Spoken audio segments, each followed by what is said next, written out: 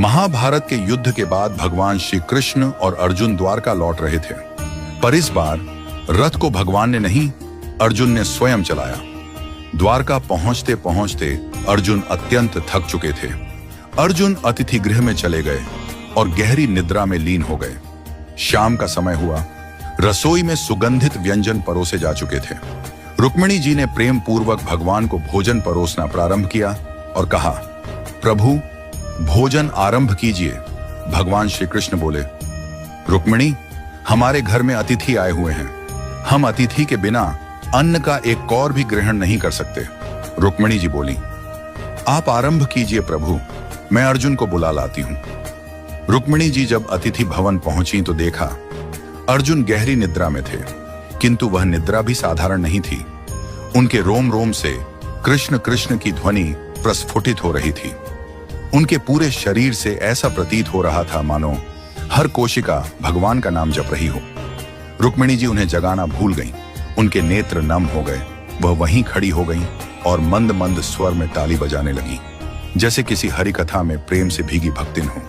उधर भगवान श्री कृष्ण ने नारद जी से कहा, नारद देखो तो सही, भोग ठंडा हो रहा है, कोई अर्जुन को बुलाकर लाए भी या नहीं। नारद जी तुरंत वीणा लेकर अतिथि भवन पहुंचे। उन्होंने वहां का दृश्य देखा तो स्तब्ध रह गए। अर्जुन का रोम रोम कीर्तन कर रहा था, रुक्मिणी जी ताली बजा रही थी। नारद जी को दिव्य प्रेम का साक्षात्कार हुआ। वे भी अर्जुन को जगाना भूल गए और वहीं बैठकर अपनी वीणा पर गोविंद गोविंद का मधुर कीर्तन करने लगे। अब उधर सत्यभामा जी ने प्रभु से कहा, प्रभु भोग ठंडा हो रहा है, आप तो भोजन प्रारंभ करिए। भगवान बोले, हम अतिथि के बिना अन्न ग्रहण नहीं करते, अब तुम ही जाकर देखो क्या हो रहा है। सत्यभामा जी वहां पहुंची और वहां का दृश्य देखकर मोहित हो गईं। एक ओर अर्जुन का निष्कलंक भक्ति रस, दूसरी ओर रुक्मिणी जी की तालियां, तीसरी ओर नारद की वीणा, तो सत्यभामा जी भी नृत्य करने लगी। उनका मन उस भाव में इतना डूब गया कि वह भी अर्जुन को जगाना भूल गईं। उधर भगवान बोले, सब कहते हैं भोग ठंडा हो रहा है, पर कोई हमें बुलाने वाला नहीं।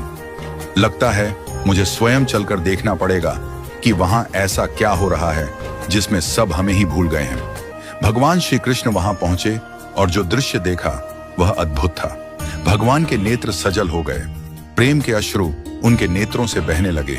उन्होंने धीरे से आगे बढ़कर अर्जुन के चरणों को अपने कर्कमलों से दबाना शुरू किया। जैसे ही भगवान के अश्रु अर्जुन के चरणों पर गिरे, अर्जुन चौंक कर उठे। वो बोले, प्रभु यह आप क्या कर रहे हैं? आप मेरे चरण दबा रहे हैं।